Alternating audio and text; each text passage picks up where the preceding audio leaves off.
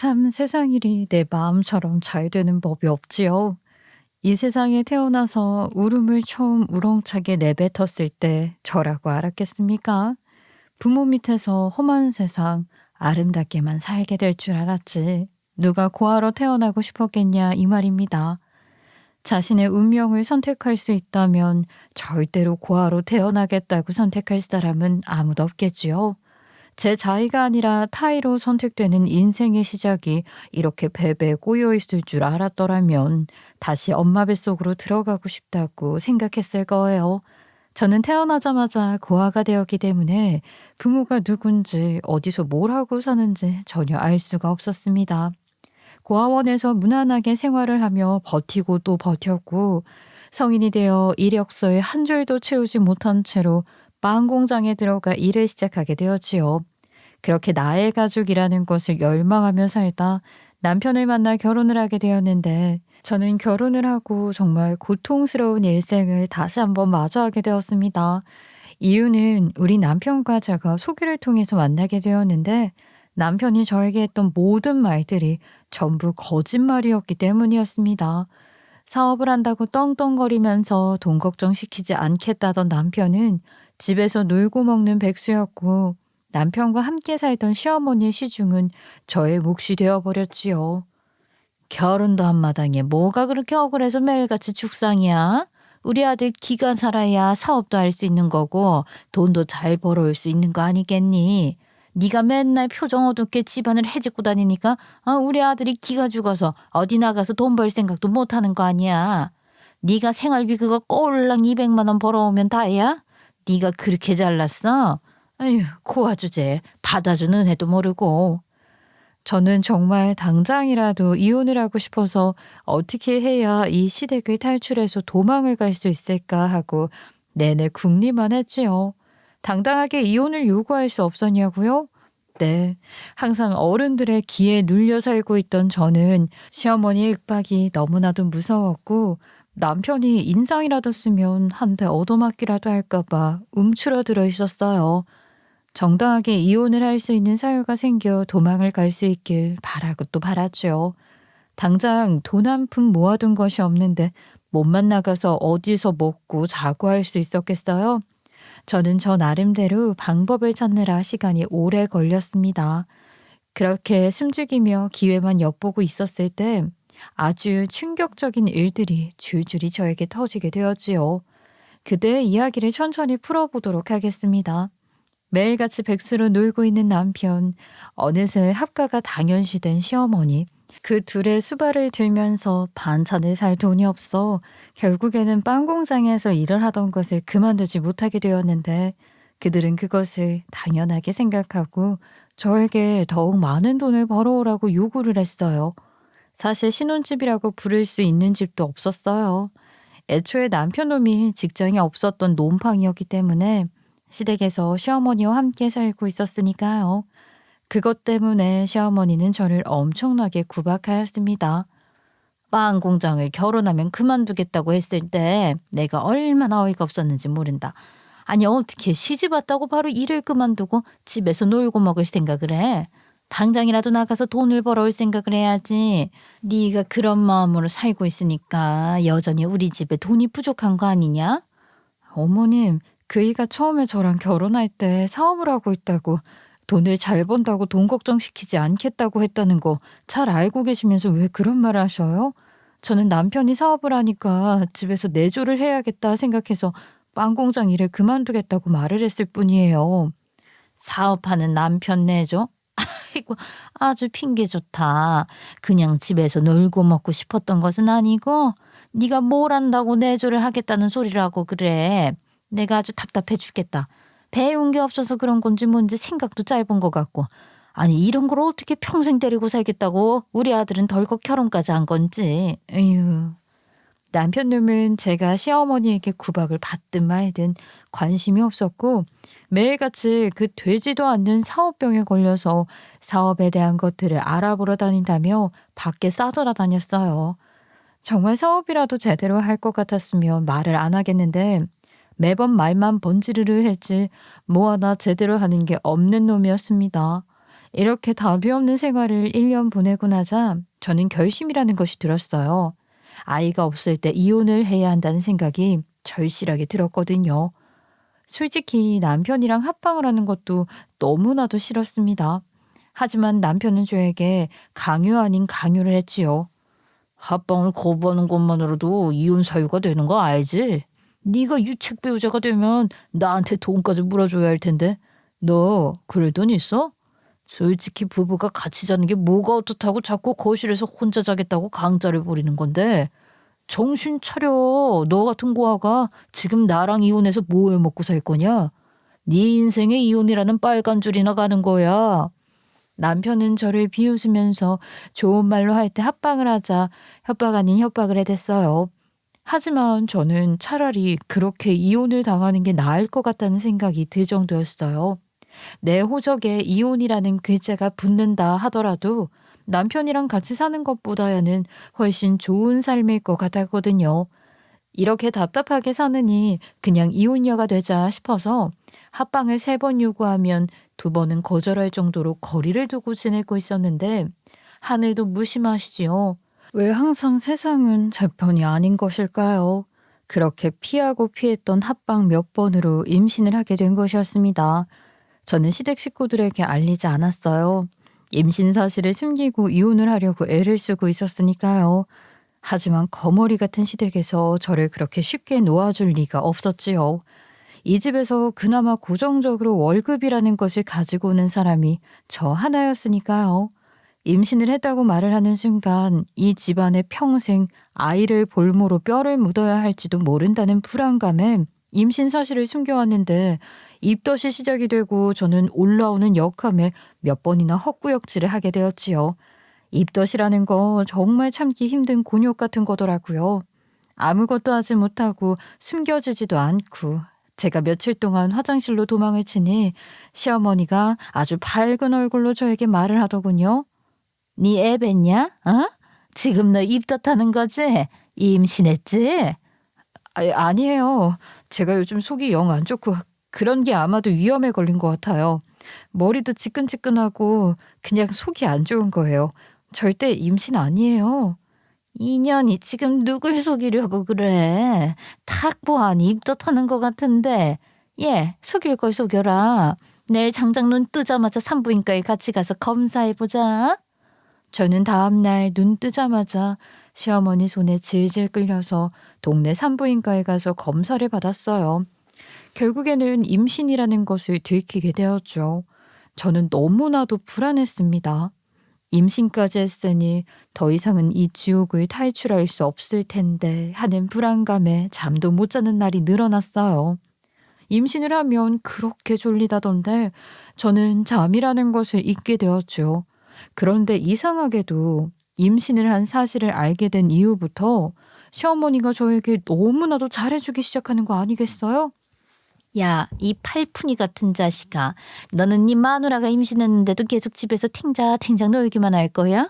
당장 가서 돈 벌어올 생각을 해야지. 애 배가 남산 만큼 불러오면 그때는 어떻게 하려고 그래? 일도 못할 텐데. 네가 우리 가족 다 굶길 거야? 나가서 막일이라도 뛰어서 돈 벌어와. 아유, 엄마 왜 안 하던 잔소리라고 그래? 아유, 엄마 뭐 잘못 먹었어? 언제는 제가 돈 벌어오면 된다고 나 하고 싶은 거 하라더니만 왜 나한테 돈 벌어오라고 시켜? 막일을 뛰라니 그게 무슨 막말이야? 막일이 쉬운 일이야? 그러다가 내가 다치기라도 하면 어떡해? 이놈이 아직도 정신을 그리 못 차려서 좋은 애비가 되겠냐? 어? 그래도 애벤 사람한테 어떻게 돈을 벌어오라고 시켜? 너는 애가 양심을 가지고 살아야지. 다른 것도 아니고 네 새끼를 가진 마누라한테 돈 벌어오라고 시킬 수 있어? 당장 나가서 돈 벌어와. 그러지 않으면 밥도 안 주고 이 집에서 확 내쫓아 버릴 테니까. 아유, 엄마 진짜 뭐 잘못 먹었어? 에이씨, 당장 어디에 취직을 해서 돈을 벌어오라고 그래. 내가 잘 아는 사람한테 일자리라도 부탁을 해놓을 테니까 그 군소리 말고 가서 일해. 지가 돈 벌어서 처자식 먹여 살릴 생각을 해야지. 남편은 어쩔 수 없이 시어머니의 지인 소개로 택배 회사에 취직을 하게 되었어요. 첫 출근을 하는 날에도 저에게 궁시렁궁시렁거리면서 나갔는데 택배 기사가 또 물건을 받아오고 나르는 양에 따라서 돈도 꽤 벌더라고요. 나름 괜찮은 직업이라는 생각이 들 정도였어요. 처음에는 아주 힘들어서 죽겠다고 온몸에 파스를 덕지덕지 붙이고 다니던 남편도 한 달쯤 지나니 적응을 했는지 군소리 없이 일을 하면서 돈을 벌어오게 되었습니다. 저는 빵 공장에서 드디어 퇴사를 할 수 있었어요. 임신을 했다고 갑자기 인생이 바뀌는 듯 했으니 저는 정말 날아갈 것 같은 기분이 들었지요. 아이고, 우리 며느리가 임신을 하다니 점점 불러오는 배를 보니까 내가 실감이 난다. 너 이제 입덧도 끝났지? 뭐 먹고 싶은 거 없냐? 갑자기 문득문득 생각나는 음식들을 말이다. 네가 먹고 싶은 게 아니라 네 뱃속에 애가 먹고 싶다고 난리를 치는 거야. 그러니까 땡기는 음식 있으면 나한테 바로바로 말해라. 알겠지? 맨날 그렇게 구박만 하던 시어머니가 임신 하나 했다고 저를 귀한 사람 대접을 해주는데 그게 그렇게 좋을 수가 없었어요. 처음에는 정말 말해도 되나 싶을 정도로 어리둥절함이 가득하긴 했었죠. 그런데 날이 가면 갈수록 시어머니가 저를 왕비 대접을 해주는 겁니다. 그렇게 신혼생활 1년 동안 구박이란 구박은 다 하더니만 임신 하나 했다고 사람이 이렇게까지 달라질 수 있나 싶은 생각까지 들었지요. 그만큼 시어머니가 손주에 대한 열망이 가득했다고 하더라고요. 자나깨나 손주 보고 싶다고 노래를 불렀었다는데 저는 그걸 몰랐어요. 내가 말이다. 저놈 새끼 딱 하나 낳고 그 뒤로는 애가 들어서질 않더라니까. 아이 여럿 낳아서 다복하게 사는 게 꿈이었는데 애 하나 떨렁 낳고 끝나버려서 얼마나 아쉬웠는지. 그게 내 인생의 한이나 다름없었다. 자식이 많아야 그만큼 가정도 화목한 법인데 말이야. 그러니 우리 며느리는 힘 닿는 데까지 아이를 낳아라. 알겠니? 시어머니는 아직 아이가 태어난 것도 아닌데 저에게 둘째, 셋째 생기는 대로 낳으라고 강요 아닌 강요를 했죠. 그런데 저도 솔직히 말하면 그렇게 힘 닿는 데까지 아이를 낳고 싶더라니까요. 맨날 구박만 받았다가 임신 기간 내내 너무나도 극진히 대접을 해주시니까 당연히 그런 생각이 들 수밖에 없었죠. 임신 하나 했다고 사람이 이렇게 달라질 수 있나? 평생 임신해 있는 몸으로 살고 싶다 하는 생각이 들 정도였어요. 거기다가 우리 시어머니가 한 번 더 뻑이 가버린 게 제 뱃속의 아이가 아들이었기 때문이었어요. 뭐라고? 오늘 성별을 보고 나왔는데 파란 옷을 준비하라고 했다고? 그 말은 아들이라는 소리 아니냐? 아이고, 한 방에 대까지였으니 이렇게 큰 축복이 어디 있을까? 정말 잘했다. 내 며느리가 된 이후에 아주 답답한 일의 연속이라 생각했는데 이렇게 한 방에 아들 손주까지 안겨주니 내가 어찌 기쁘지 않을 수가 있겠냐. 매일 제 옆에 와서 기분을 살펴주고 저에게 필요한 것들이 있으면 손수 지갑을 열어서 전부 다 챙겨주시고 사주시고 그랬어요. 거기다가 매일같이 예쁘다, 잘했다 칭찬을 아끼지 않으시니 시어머니가 친정엄마보다 더 알뜰하게 저를 챙겨주는 것 같다는 생각을 했죠. 물론 제가 친정이 없으니까 비교를 할 대상이 있는 것은 아니었지만 그래도 친정엄마가 있었으면 딱 이렇게 해주시지 않았을까 하는 생각은 어렴풋이 가지게 되었죠.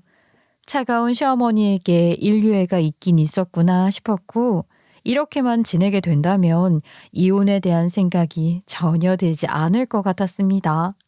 남편도 직장이 생겨서 돈을 따박따박 벌어오지 시어머니는 잔소리 구박 하나 없이 잘해주시지. 거기다가 생활까지 편해지니 너무나도 좋았지요. 출산하고 나서도 아무 걱정하지 말어라. 벌써 산 달이 다 되었는데 내가 몸조리 하나는 기가 막히게 풀어주마.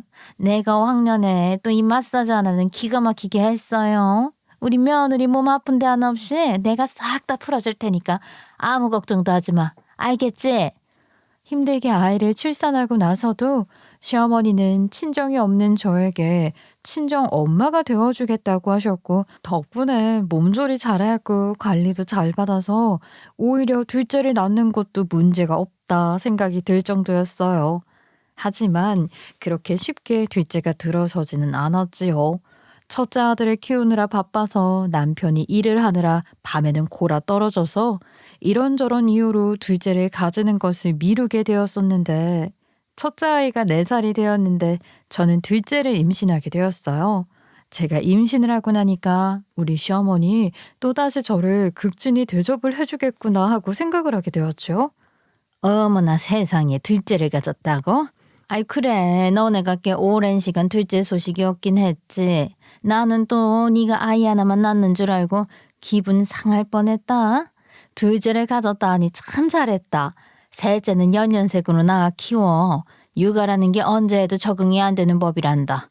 이번에는 또 어떤 듬직한 놈이 나올지 아주 기대가 되는구나.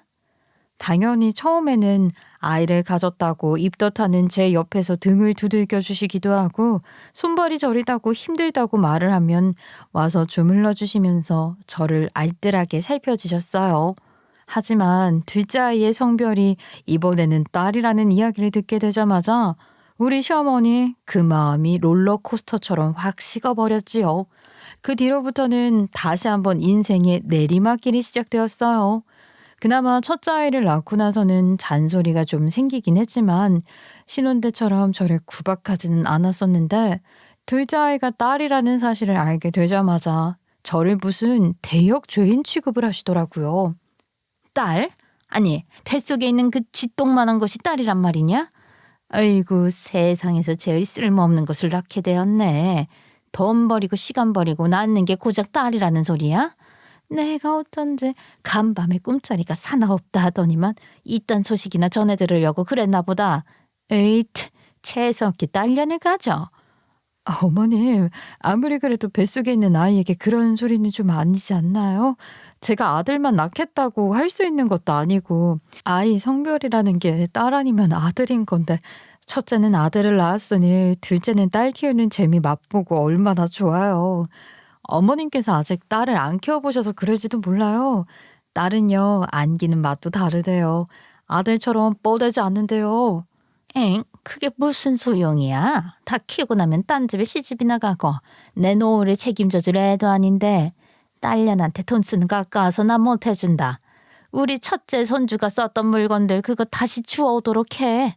도대체가 둘째 낳을 생각이 있었으면 그 물건들을 버리지 말고 내버려 두었어야지.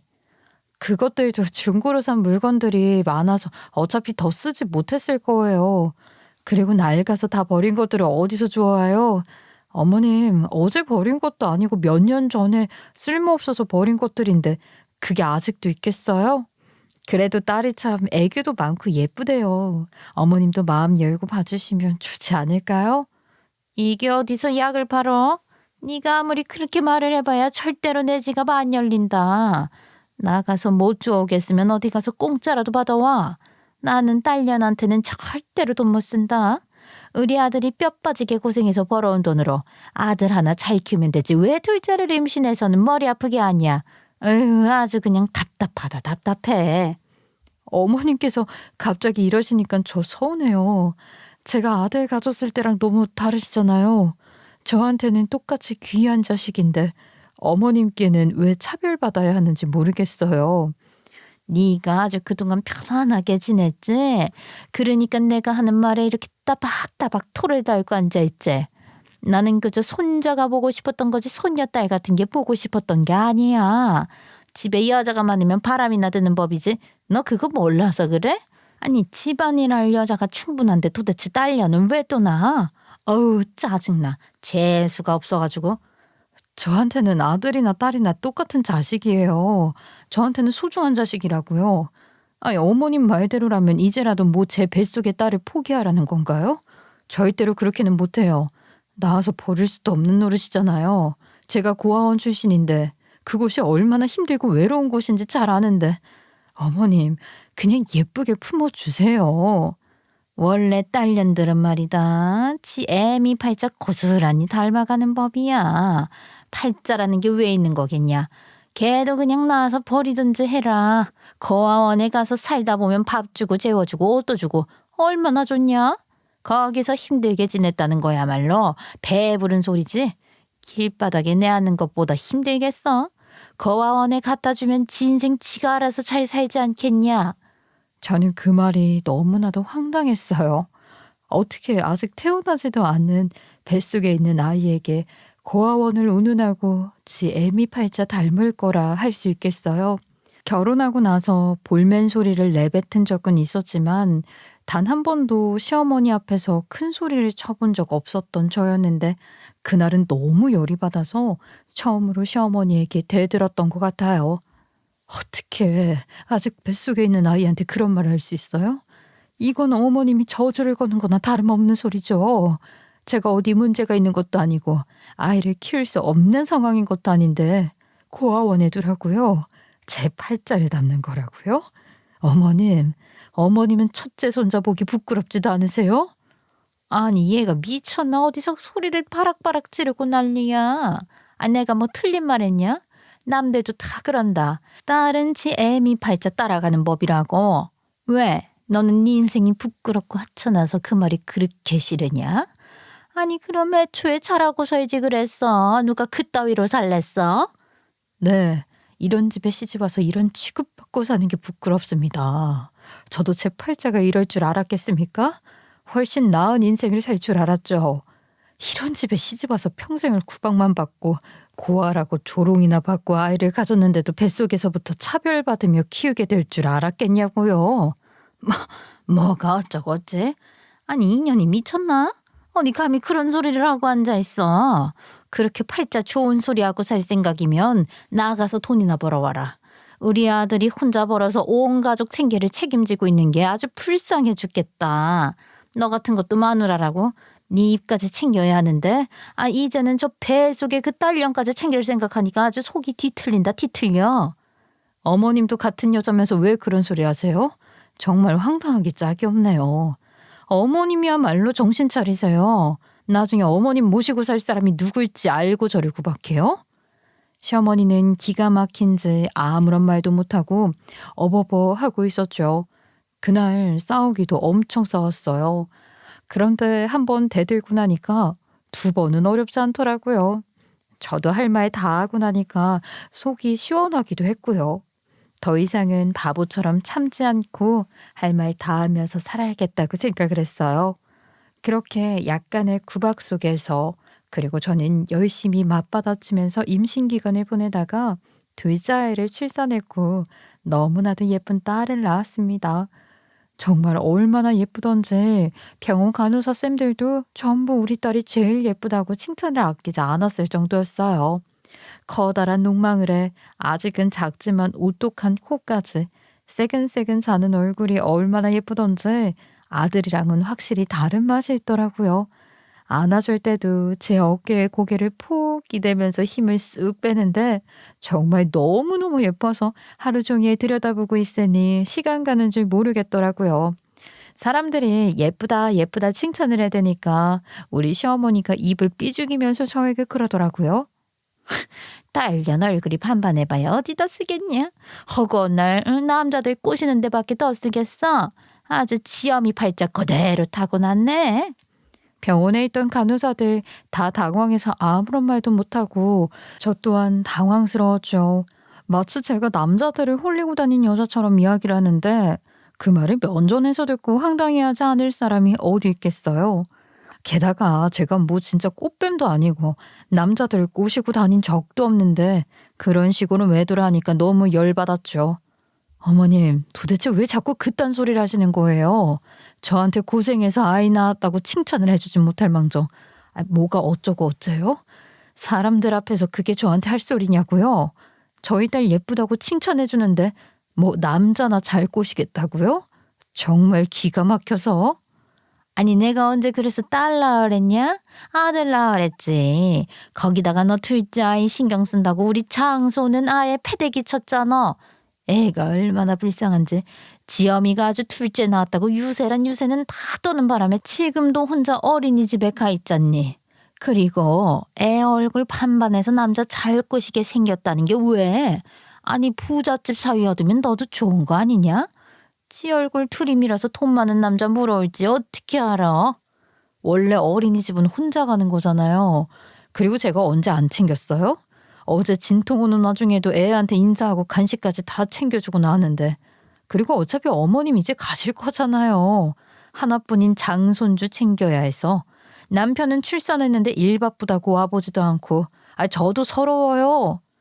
누가 그러길래 고아로 태어나라고 했냐? 아니 이럴 때 친정부모라도 있었으면 네가 혼자 외롭게 출산할 일도 없었겠지? 네 부모가 없어서 이렇게 된 것을 왜 내 탓이야 재수없게. 아주 그냥 애 낳은 게 유세지. 고작 딸려 낳아놓고선 너 어디 큰 소리를 바락바락 치고 앉아있어. 여기 사람들이 죄다 너한테 고생했다 수고했다 하니까 진짠 줄 알지? 너 적당히 해라. 저는 시어머니가 간 다음에 한참을 울었고 이 소란을 다 들은 간호사가 와서 위로를 해줄 지경이었어요. 다들 하나같이 속갯말은 못하고 저한테 힘드시겠어요 하면서 등을 토닥토닥 해주는데 얼마나 속이 상하던지 제가 아이를 낳은 것도 까먹었다니까요. 마음이 너무 울적해서요. 정작 가족에게서 받은 축하가 없다는 게 참 서글펐죠. 게다가 아이가 둘인데 우리 남편 그놈은 택배일이 뭐가 그렇게 바쁘다고 아이들한테는 관심이 하나도 없는 건지 답답해 미칠 지경이었어요. 병원에서 퇴원을 하고 아이를 데리고 집으로 갔는데 뻔히 둘째 딸인 걸 보고도 못 본 척 하더라고요. 본인 택배일이 힘들어서 아이 떠안기 싫다고요. 우리 애 한 번을 안 안아주는데 이게 정말 아빠인가 싶은 생각이 들어서 매일 밤 남편에게도 한 소리씩 했어요. 주말에는 택배도 쉬지 않아? 주말까지 일을 시킬 리 없는데 어딜 자꾸 그렇게 나가는 거야. 첫째 애랑 놀아주기도 하고 좀 그랬으면 좋겠어. 우리 첫째 애가 벌써 5살인데 아빠랑 공원에서 뛰어놀 나이 아니야? 다른 집들은 주말에 아빠랑 그렇게 놀러 간다고 하던데 우리 애만 맨날 시무룩해 있잖아. 그래도 듣는 척 많은 척 하더니만 아주 충격적인 사실을 알게 되었습니다. 집으로 의료보험 고지서가 날아왔는데 글쎄 직장 가입자가 아니라 지역 가입자로 날아온 게 아니겠어요? 그 말은 즉슨 4대 보험이 적용 안 되고 있다는 말이나 다름없잖아요. 저는 갑자기 손이 덜덜 떨리기 시작했어요. 남편이 택배회사에 잘 다니고 있다고 생각을 했는데 거기다가 매일같이 출근을 한다고 나갔는데 4대 보험이 적용이 안 되고 있다는 게 이상하잖아요. 거기다가 시어머니의 지인의 소개로 입사를 하게 된 것인데 갑자기 프리랜서로 일을 하게 된 것도 아닐 테고 영 이상한 게 한두 가지가 아니었죠. 저는 결국 참지 못하고 남편에게 전화를 걸었어요. 하지만 남편 놈은 신호가 몇 번이나 울렸음에도 불구하고 전화를 받지 않더라고요. 혹시나 해서 무슨 일이라도 생긴 걸까 하는 생각도 들고 계속해서 마음에서 불안함이 커지니까 심장 소리가 쿵쾅쿵쾅 울리더라고요. 솔직히 퇴직을 했다면 퇴직을 했다고 말을 해도 되는 건데 숨기는 이유가 있을 거 아닌가 하는 생각도 들었고요. 그리고 퇴직이 맞는지 아닌지도 확실하지 않았기 때문에 확실하게 따져봐야 한다고 생각했어요. 만약 퇴직이 맞다면 어떻게 그 중대한 일을 저와 상의도 없이 혼자서 결정할 수 있는 건지.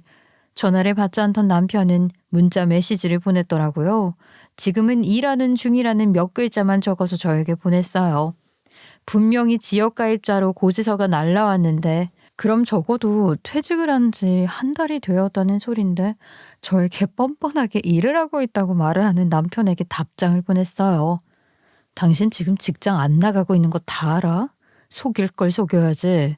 다 알고선 전화한 거니까 당장 전화를 하든지 아니면 내 전화를 받든지.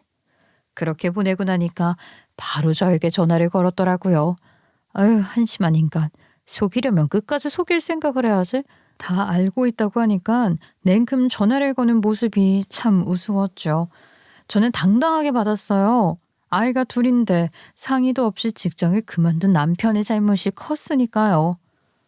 내가 직장 그만둔 거 어떻게 알았어? 혹시 회사에서 너한테 전화라도 한 거야? 아니, 그런 사실을 왜 제3자한테 알리고 그러는 건지. 열받네 진짜. 회사에서 나한테 전화를 걸어서 당신이 퇴직했다는 사실을 왜 알려줘? 당신이 뭐 학생도 아니고 내가 당신 엄마도 아닌데? 집으로 의료보험 고지서가 날라왔는데 직장 가입자가 아니라 지역 가입자로 날라왔더라.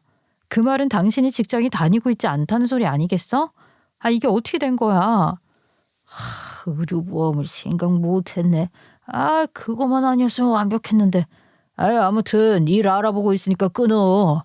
내가 알아서 직장 알아보고 취직할 거니까 너는 그냥 집에서 애나 키우고 있으라는 소리야. 너한테 당장 취직하라고 할 일 없으니까. 알겠어? 왜 퇴사를 한 건데? 나한테 이유는 확실하게 말을 해줘야지. 내가 부인인데 당신이 퇴직을 했다는 사실도 모르고 있다는 게 말이나 되는 소리야? 당신 혹시 회사에서 사고 쳐서 잘리기라도 한 거야? 아니, 그런 게 아니면 속 시원하게 한번 말이라도 해봐. 그런데 남편 놈이 대답 안 하고 전화를 뚝 끊어버리더라고요. 열이 받아서 다시 전화를 걸었는데 수차례 받지 않더니만 전화기가 꺼져 있다는 안내 멘트가 나왔어요. 저는 당연히 이를 갈았죠. 그날부터 저녁에 남편이 아무렇지 않게 회사를 다녀온 척하면서 집에 돌아오면 시어머니 몰래 따져 물었어요. 언제까지 어머님한테는 직장 그만둔 거 숨길 생각인 건데? 당신 정말 취직 자리 알아보고 있는 거야? 오늘은 뭐 하느라 나갔는데 어디를 갔는지 어디서 뭐 하는지 나한테 말은 해줘야 할 거 아니야. 회사 왜 그만둔 거냐고. 당신 솔직하게 말해. 사고 쳤지? 그래서 잘린 거 아니야? 남편이 스트레스 받을 때까지 말을 하더니만 그제야 솔직하게 말을 하는데 진짜 기가 막히더라고요. 택배 회사에서 글쎄 택배 물건을 훔치다가 걸렸다는 게 아니겠어요? 아니 어쩜 이렇게 사람이 뻔뻔하게 말을 하는지 미친놈 아닌가 하는 생각이 마구마구 들더라고요. 그것도 고가의 전자기기 같은 거 있잖아요. 분신물인 척하면서 훔쳤다는 거예요. 배송을 완료해놓고 사진까지 찍어서 전송을 하잖아요. 그 과정을 전부 마친 뒤에 마치 누가 훔쳐가기라도 한 것처럼 물건을 다시 들고 튀었다는 겁니다. 근데 요즘은 아파트도 전부 CCTV가 있잖아요. 그러니까 이게 결국 수사망에 걸리게 되었고 물건 전부 손해배상 해주느라 퇴직금도 없다고 이야기하더라고요. 근데 글쎄 저한테 미안한 기색 하나 없이 말을 하는 거 있죠? 그래서 지금 물건을 훔치다가 잘렸고 퇴직금도 없고 아니 당신은 무슨 생각으로 그런 짓을 했어? 그럼 훔친 물건들은 다 어떻게 된 건데? 그거는 그냥 중고 사이트에 제값 주고 팔았지. 뭐 어쩌겠어. 내가 들고 있는다고 해도 쓸 수 있는 것들도 아니었고. 몰라. 처음에는 안 들켜서 자주 좀 훔쳤더니만 이게 바로 이렇게 들키게 될 줄 누가 알았겠어. 나도 피해자야. 손해배상하라고 그래서 퇴직금 전부 몰수해가는 게 이게 맞냐? 아니 내 퇴직금이 훨씬 많을 것 같은데. 저는 정말 미치고 한장할 지경이었어요. 잘린 지 한 달이 넘었다고 하더라고요. 당장 월급은 어떻게 할 거냐고, 앞으로 우리는 뭘 먹고 살아야 하는 거냐고 남편에게 따져 물었는데 남편은 천하태평이더라고요. 한평생을 백수로 살다가 그거 몇 년 일을 해봤다고 유세라도 떨고 싶은 건지 뭔지 뭐 어떻게든 되겠지 하면서 모르쇠로 일관하는데 정말 하늘이 노랗다가 캄캄해졌다가 아주 갖가지 색깔로 변하더라고요. 그저 제 인생에 대한 한탄만 늘어갈 뿐이었어요. 정말 태어나서부터 지금까지 단 하루도 편하게 숨을 쉰 적이 없었구나 싶은 생각까지 들었고요. 그렇게 3개월이 지나는 동안 남편은 취업을 하지 않았고 우리 아이 분유값 살 돈도 없어서 하루하루 전전긍긍하게 되었지요. 우리 시어머니는 딸을 낳았다고 그렇게 구박을 하더니만 남편이 돈을 벌어올 생각을 하지 않자 저에게 나가서 돈 벌어오라 하더라고요. 야, 적어도 너네 아이들 밥 먹일 돈은 있어야 하지 않겠냐? 응? 딸려는 다이어트 한다고 치자. 근데 우리 손자놈은 지금 쑥쑥 커야 할 시기인데 어떻게 맨 영양가 없는 것들만 먹여서 되겠어? 하루에 한 번 소고기라도 먹이고 그래야 할 거 아니야. 나가서 돈 벌어와. 저는 너무 서러운 마음에 집을 박차고 나가서 정말 어디 일할 곳이 없나 찾아보았죠. 그러다가 식당에서 홀서빙 아르바이트를 구한다는 전단지를 보게 되었고 홀린 듯이 그곳에 들어가서 일을 할 수 있냐고 물어봤어요. 딱 아이 어린이집 갈 시간에 홀서빙 알바를 구하는데 시급도 괜찮더라고요. 둘째는 첫째 아이가 어린이집에 다니고 있어서 태어난 지 7개월 차였지만 형제 자매 혜택으로 어린이집에 바로 들어갈 수 있었어요. 저는 그 어린애들을 떼어놓고 어린이집에 맡긴 채 홀서빙 아르바이트를 하게 되었는데 여기서 또 충격적인 걸 보게 되었습니다. 정말 그날의 일은 아직도 생생하게 기억이 나요. 제 인생을 다시 한번 바꾸게 된 계기가 된 날이었거든요. 식당 주인 부부는 참 좋으신 분들이었고 저에게도 꽤 많은 도움을 주시고 제 시간을 양해해 주셔서 참 감사하게 생각을 하면서 일을 하고 있었어요. 어느 날은 주방에서 설거지를 하고 있다가 손님이 오셨다는 소리에 주문을 받으러 갔는데 우리 남편이 웬 여자랑 팔짱 끼면서 들어와서는 자리를 잡는 게 아니겠어요? 저는 순간 제 눈을 여러 번 비볐는데 어떻게 봐도 우리 남편이더라고요. 아이 그동안 벌어오라는 돈은 안 벌어오고 웬 여자랑 연애질을 하느라 바빴던 거예요. 글쎄. 남편의 불륜 현장을 우연히 제 눈으로 확인을 하게 되다니 그것만큼 운명적인 사건이 어디 있겠어요? 저는 그 테이블이 제가 주문을 받는 곳은 아닌데도 불구하고 떨면서 다가갔어요. 가까이 다가가니까 두 사람의 알콩달콩한 말소리가 들리는데 아주 가관이더라고요. 내가 여기는 정말 좋아하는 음식점이야. 백반집이라서 나랑 안 어울릴 것 같지만 여기 음식 한번 맛보면 정말 계속 생각이 난다니까? 자기야, 여기 진짜 맛집이야. 우리 부모님이 자주 오시는 곳인데 나도 따라왔다가 홀딱 반해버렸지 뭐야. 그래? 아이 근데 위치가 좀... 우리 집 근처라서 좀 쫄리긴 하는데 맛집이라니까 궁금하기는 하네. 또 우리 자기가 항상 맛있는 것만 먹고 다녀서 입이 고급이잖아. 그런 자기가 맛있는 백반집이라고 하니까 일반 음식점이랑은 또 차이가 있을 것 같고. 아무튼 기대된다. 그래, 맛집이지. 내가 일하는지도 모르고 찾아온 걸 보면 나한테는 정말 관심이 하나도 없는 개새끼구나. 어떻게 사람이 이런 짓을 아무렇지도 않게 하고 다닐 수가 있어. 천하의 몹쓸놈 같으니라고. 네가 사람 새끼가 맞냐? 짐승 새끼도 지 자식 버리고 이런 짓은 안 해. 알아? 제가 부들부들 떨면서 밥을 먹으러 온 손님 커플에게 욕을 하니까 직원들도 다 놀라서 저를 쳐다보고 우리 남편 저승사자라도 본 듯이 저를 보더라고요.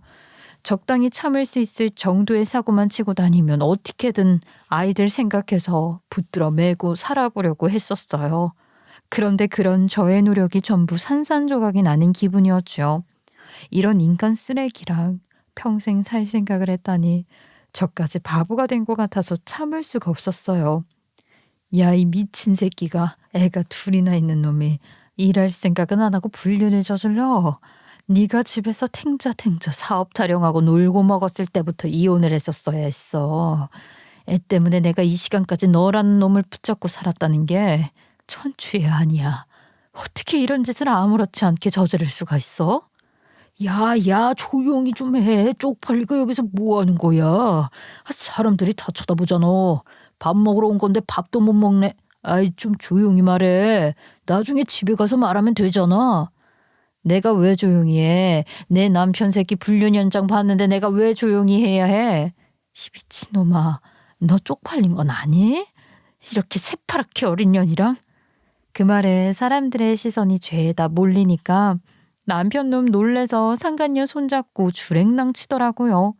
제가 왜 그랬는지 모르겠지만 그 자리에 주저앉아서 엉엉 울었더니 사장님 부부가 저한테 오늘 일한 걸로 쳐줄 테니까 그냥 들어가서 쉬라고 배려를 해주셨어요. 하지만 제가 어떻게 바로 집으로 가서 시어머니와 남편놈의 얼굴을 볼 수 있겠어요?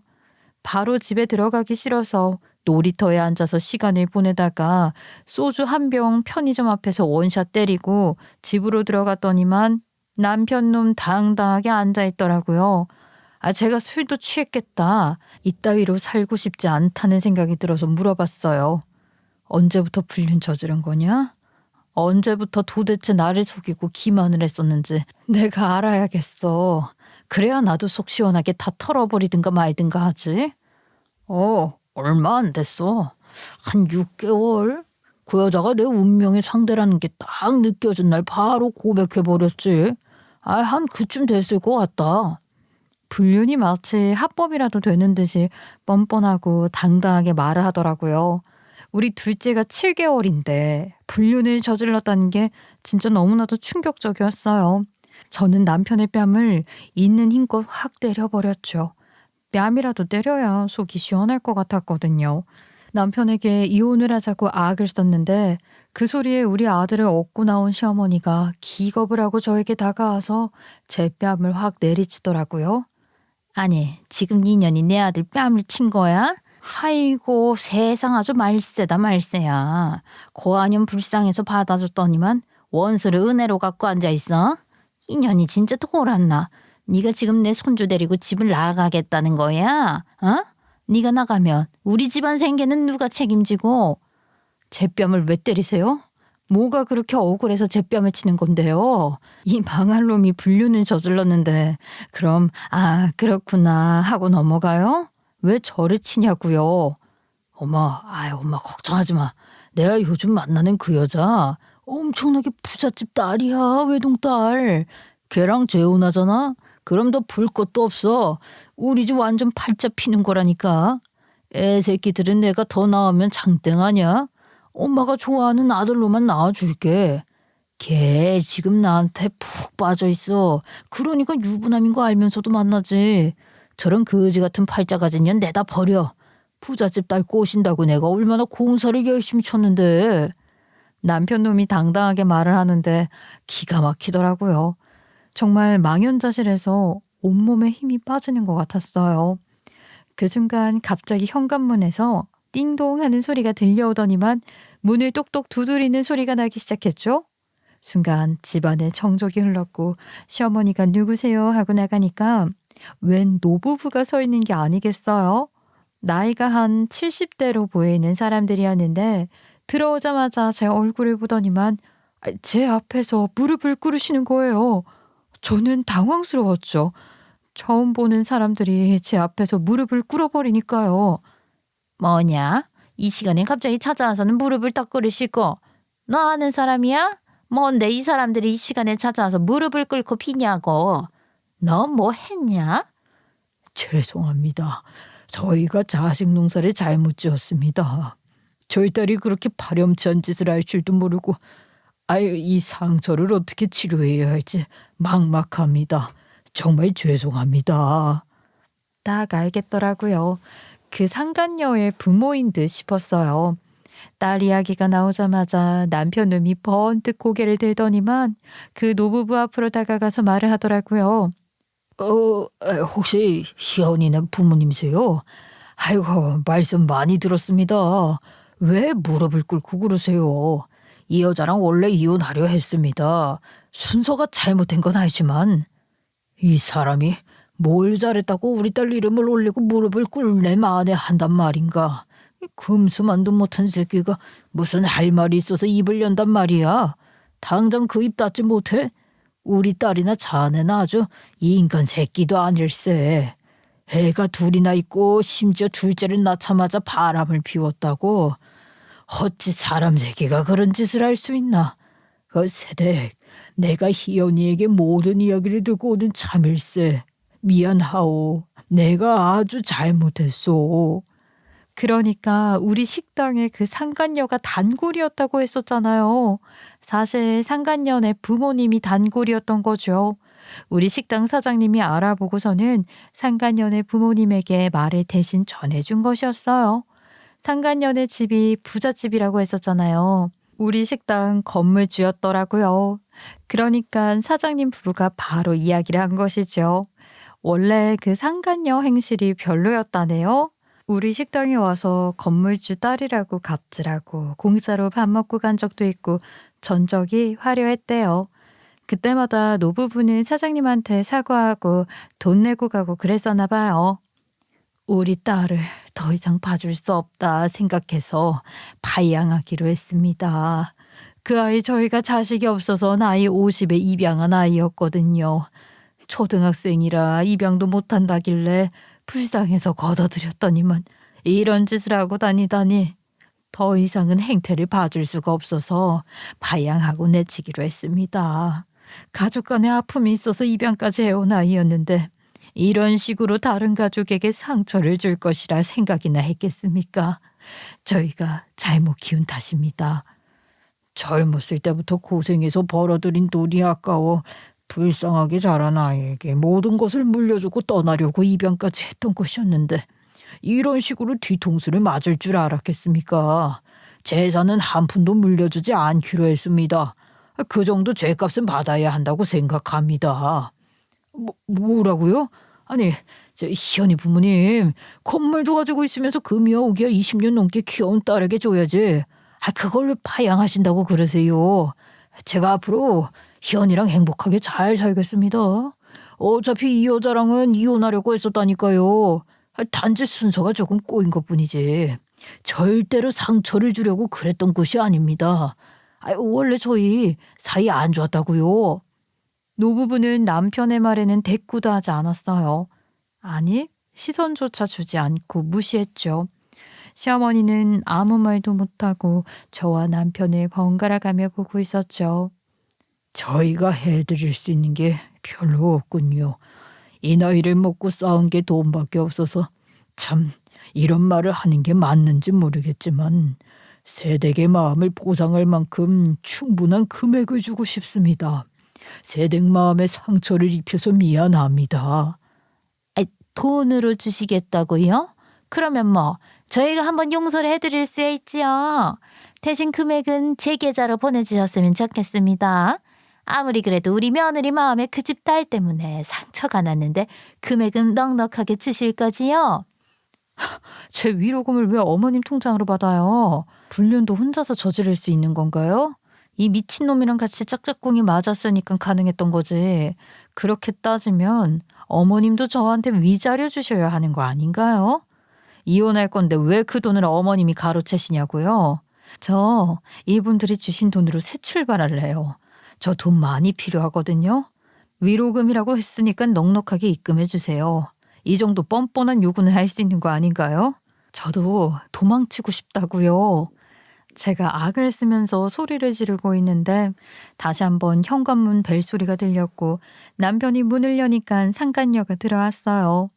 뒤늦게 찾아온 상간녀가 노부부 앞에서 빌다시피 하더라고요. 아빠, 엄마, 제가 다 잘못했어요. 앞으로는 말 잘 들을게요. 어떻게 저를 파양하겠다는 말을 하실 수가 있어요? 제가 엄마 아빠 없이 어떻게 산다고. 제발 한 번만 용서해 주세요. 저 남자랑 헤어질게요. 2번 다시는 얼굴도 안 보고 살게요. 저 정말 정신 차릴게요. 제발 한 번만 용서해 주세요. 뭐라고? 아니, 나 좋다고 나랑 연애하고 싶다고 졸졸 쫓아다닐 때는 언제고 이제 와서 파양이니 뭐냐니까 나랑 헤어지겠다고 말을 해? 야, 너만 피해자인 척 하지 마. 나도 지금 미치겠거든. 너 때문에 내 인생도 꼬이게 생겼는데 책임지라고. 네가 그 식당에만 가자고 안 했어도 이럴 일 없었잖아. 뭐라고? 지 마누라가 어디서 일하는지도 몰라서 나랑 같이 들어간 주제에. 아니, 나한테 뭐 다 떠넘기기라도 하겠다는 거야? 양심 좀 가져. 나는 미혼이지 너는 유부남이었잖아. 네 잘못이 더 큰 거 아니니? 누구 때문에 인생이 꼬여. 야, 제대로 꼬인 건 나거든. 이것들이 뭘 잘했다고. 바람 피운 년놈들이 뭐가 그렇게 당당해서 서로를 물어뜯으면서 싸우고 난리야. 여기서 제일 피해를 본 사람은 다른 사람도 아니고 애기 엄마인데 이 여자한테 사과를 해도 모자랄 판에 난동을 피우냐고. 정신머리 없는 것들이니까 저렇게 불륜이나 저지르고 앉아있지. 아니, 돈을 우리한테 줘야지 왜 며느리한테 주냐고요. 어차피 이 아이 우리 집 떠날 수 없는 아이입니다. 친정이 있어 뭐가 있어. 고안연 주제. 애 둘이나 데리고 네가 나가서 살면 얼마나 잘 살 수 있다고. 이분들이 너한테 뭐 억만금을 주겠니? 네가 집 구할 돈만큼 위자료를 줄 것 같아? 끽해봐야 2, 3천만 원이지. 그걸로 그냥 우리 가족 급한 불이나 끄고 살자.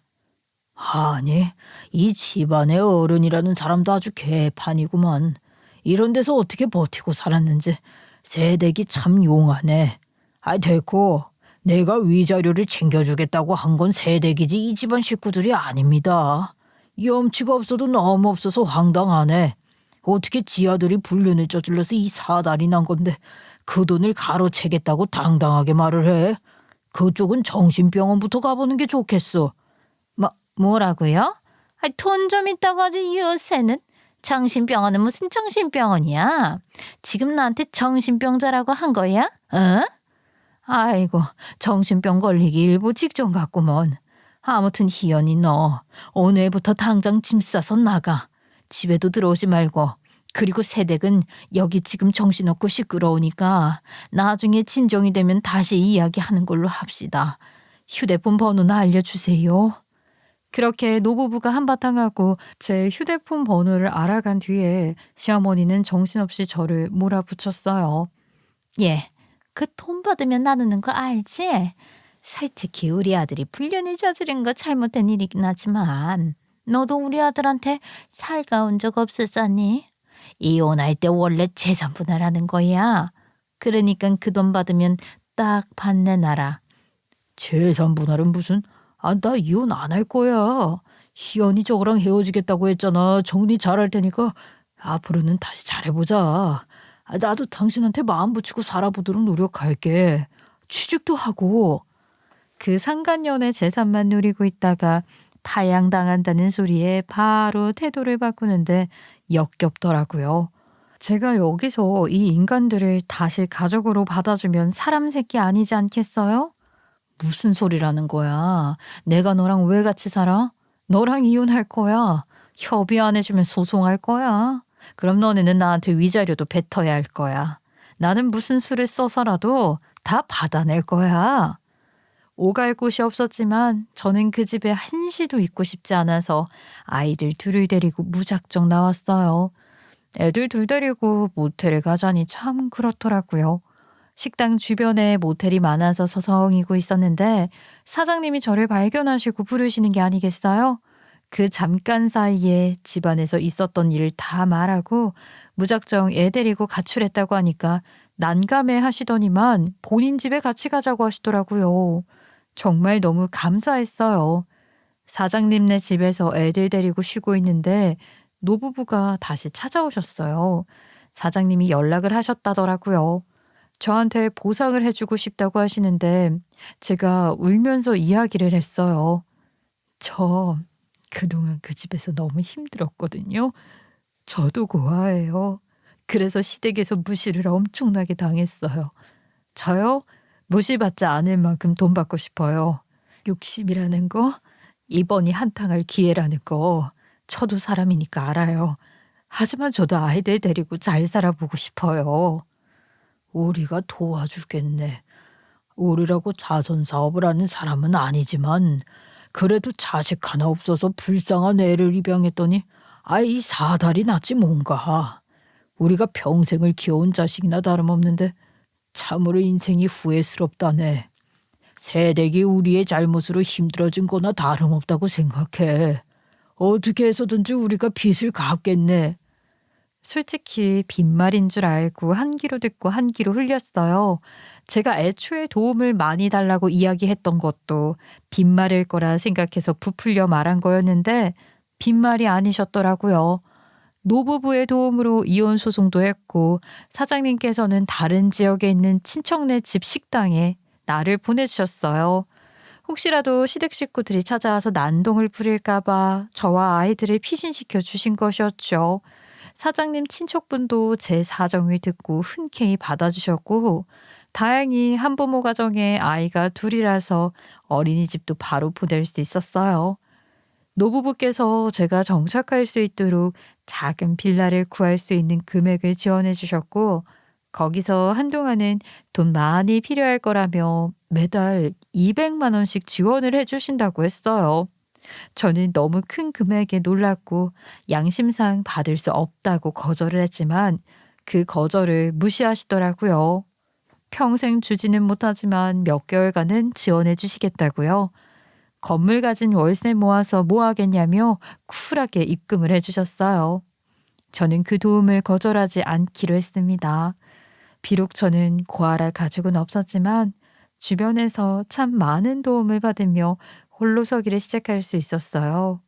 가끔 저를 찾겠다고 설치는 이전 시어머니와 전 남편의 연락을 받긴 하지만 여기가 어디라고 찾아오겠어요. 아마 주민등록 열람도 못하게 해놔서 못 찾아올 거라 생각해요. 찾아와도 뭐 경찰 부르면 된다고 배포있게 생각 중이고요. 시작이 어려워서 그렇지 용기를 내니까 다 해칠 수 있을 것 같더라고요. 아마 우리 아이들이 저만 바라보고 있으니 그러겠죠? 앞으로 더 꿋꿋하게 살아보려고요. 늘 항상 버림받고 살아온 한 여자의 긴 인생 이야기를 경청해 주셔서 정말로 감사합니다.